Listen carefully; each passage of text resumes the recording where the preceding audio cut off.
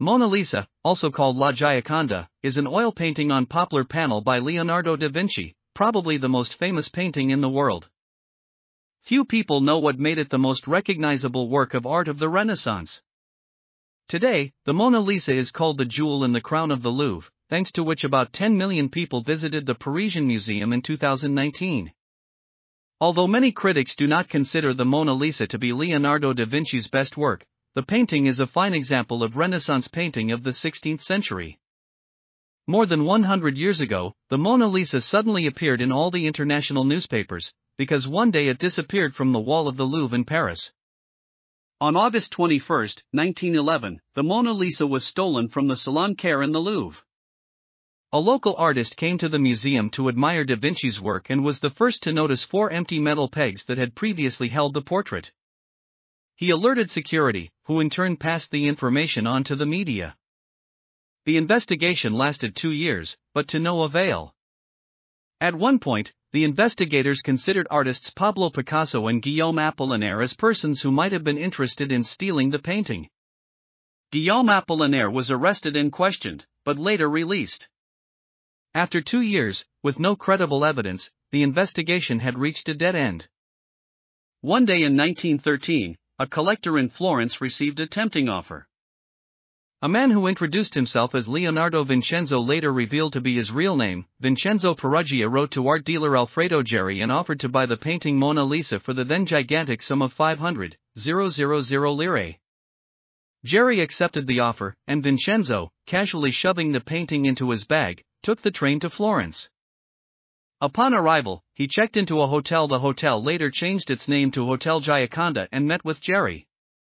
The art dealer convinced Vincenzo to leave the Mona Lisa in his gallery for the night, and then called the police. How did an ordinary man pull off one of the greatest art thefts of the 20th century? Many sources indicate that on August 20, 1911, Peruggia, who was working at the Louvre as a laborer at the time, hid in one of the museum's technical rooms and then stole the painting. But according to Peruggia's interrogation in Florence immediately after his arrest, he did not enter the museum until August 21, around 7 a.m., through a back door normally used by Louvre staff. He said he was wearing one of the white work coats normally worn by museum staff and was indistinguishable from other workers. When the Salon Carré, where the Mona Lisa hung, was empty, Peruggia removed the painting from the 4 iron pegs that held it to the wall and carried it to a nearby service staircase. There, he removed the glass and frame. Some sources indicate that Peruggia hid the painting under his coat. This is unlikely, since Peruggia was only 160 centimeters tall, and the Mona Lisa measures 53 centimeters times 77 centimeters, so it would hardly have fit under the robe of a man of that height. Peruggia had a vague memory of the events of those days, but he seemed to have taken off his robe, wrapped it around the painting, tucked it under his arm, and left the Louvre through the staff door. It took 24 hours for the Louvre workers to notice the Mona Lisa was missing. Paintings were often taken down from the wall and undergoing restoration work, so the absence of the Mona Lisa did not bother anyone. The Louvre had more than 400 rooms, but only 200 guards and even fewer were on duty at night, said the founder of the Association for the Study of Crimes Against Art. Basically, there were no alarms. The Louvre was not well protected in those years. Like most museums. After keeping the painting in a chest for about 2 years, Peruggia returned to Italy with it. For some time, he kept the Mona Lisa in his apartment in Florence. When the enterprising Italian was detained by the police, he claimed that he stole the Mona Lisa in order to return it to its homeland, Italy.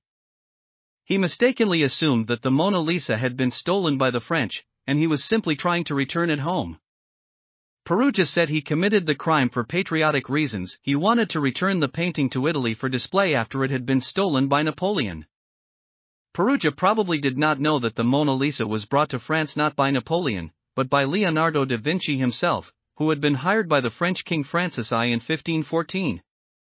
Peruggia explained his attempt to sell the painting to an art dealer by saying that he expected a reward for the return of the painting. Experts have suggested that if patriotism had been the true motive for the theft, Peruggia would have donated the painting to an Italian museum rather than trying to profit from its sale. Perugia's mercenary motives are confirmed by his letters to his father.